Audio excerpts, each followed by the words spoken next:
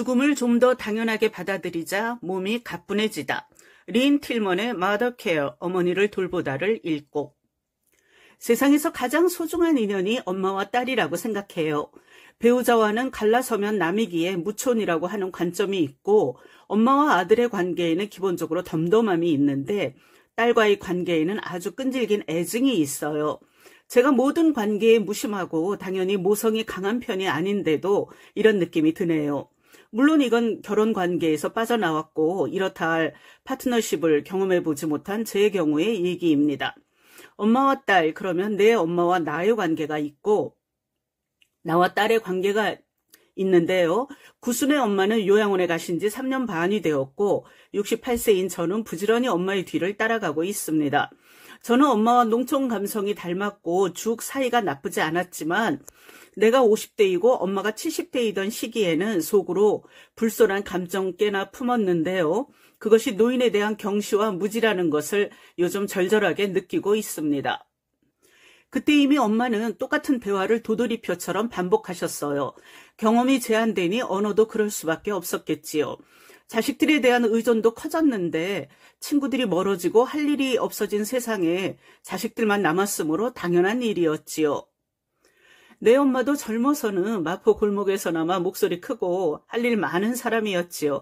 늙어가며 세상이 잔뜩 쪼그라들어 오로지 자식들만 남았는데 그 자식들이 당신의 말을 듣는 둥 마는 둥 할 때 얼마나 겁이 나셨을지 나도 늙기 시작하며 그 시절의 엄마를 생생하게 느낄 때 죄송해서 가슴이 미어지네요.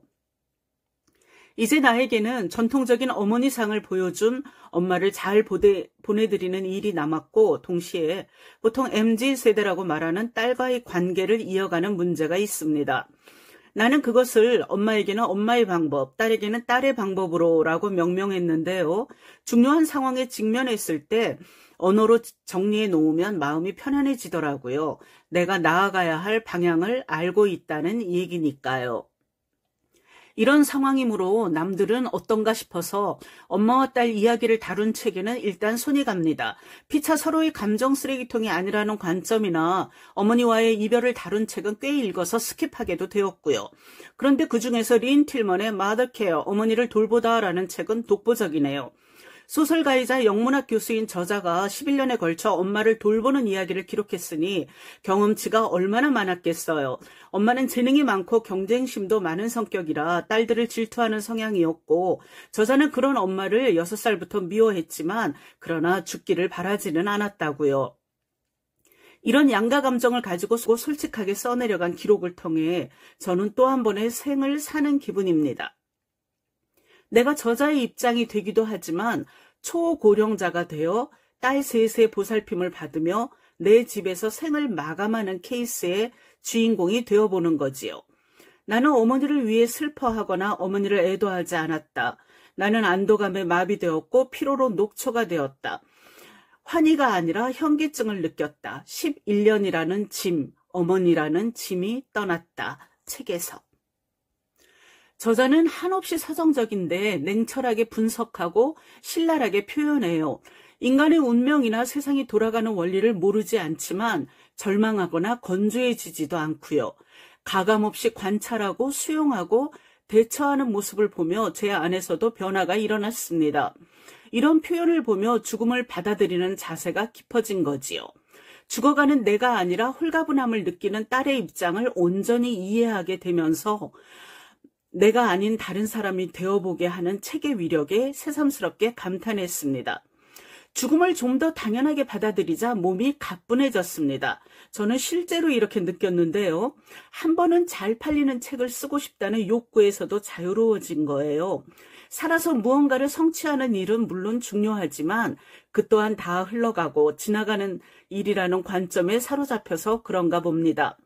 팔리는 책을 쓰는 게 중요한 것이 아니라 책을 쓸 수 있고 쓰고 있는 내 일상이 더 소중해진 거고요.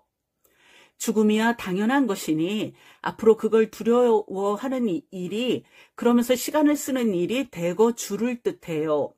저자가 나열한 아름다운 것들의 항목에 나는 무엇을 넣을지 조금은 부지런해질 거고요.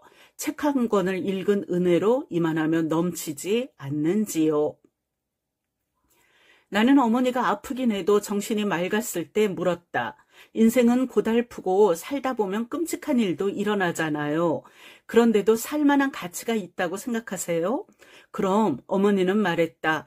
삶에는 아름다운 것들도 있으니까. 어머니는 그 아름다운 것들이 무엇인지 말하지 않았다. 사랑, 우정, 도시 산책, 오페라, 아이들, 책, 하늘의 아름다움. 그중 어느 것도 언급하지 않았다.